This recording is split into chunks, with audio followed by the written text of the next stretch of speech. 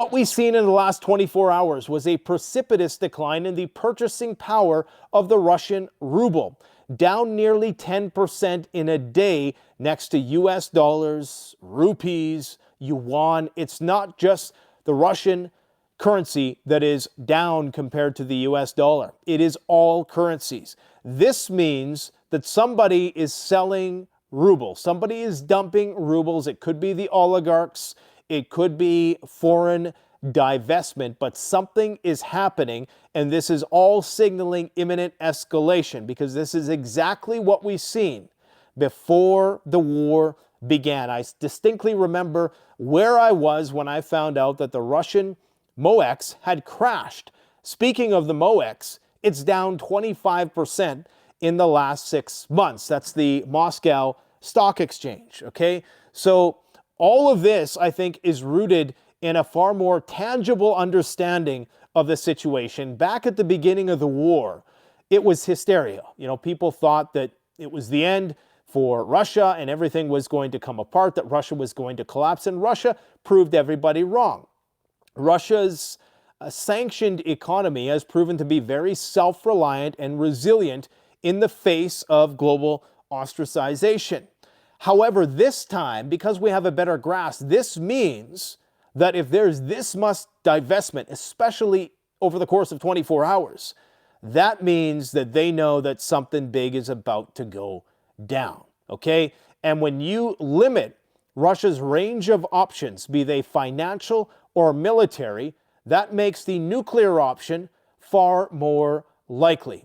So we have divestment from the Russian stock market by foreign investors and possibly Russian oligarchs themselves, as well as a dumping of rubles. In exchange for what? Gold, Bitcoin, some other cleaner shirt in the dirty laundry basket? People right now are getting excited because they're seeing the US dollar go up against other currencies. Again, this is bad because this means that we're entering a period of global crisis. Every time people flock to dollars, that's when you know that a crisis is imminent. Clean a shirt, dirty laundry basket.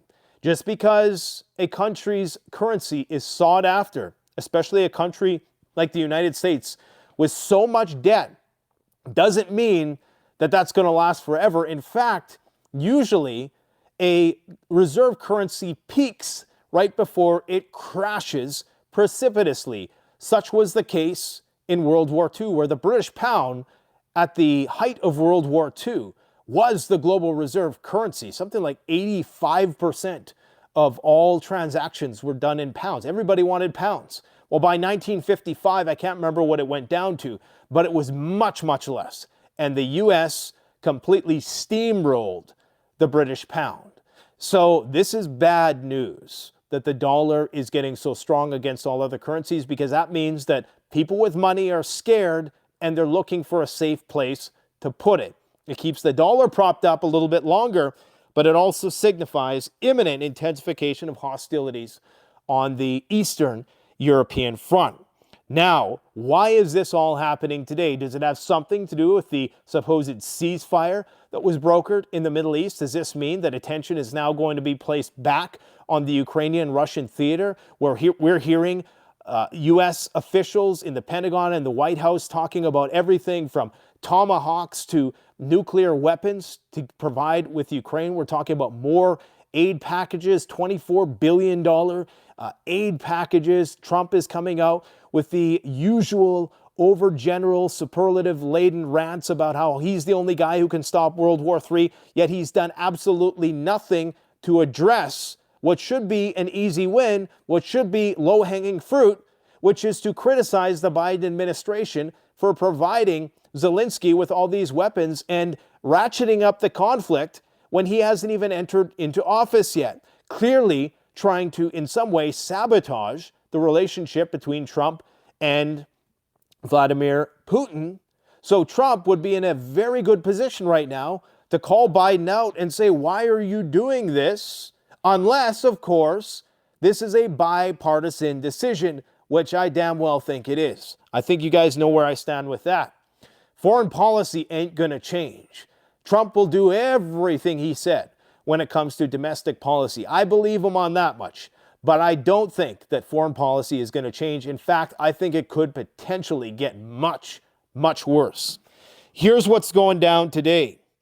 Russia has called for the mobilization of their Sarmat ICBM missile system. There was a failure in a Sarmat missile test a couple months ago. Vladimir Putin is now calling to expedite the production and rolling out of the Sarmat missile system. This is known as the Satan II ICBM.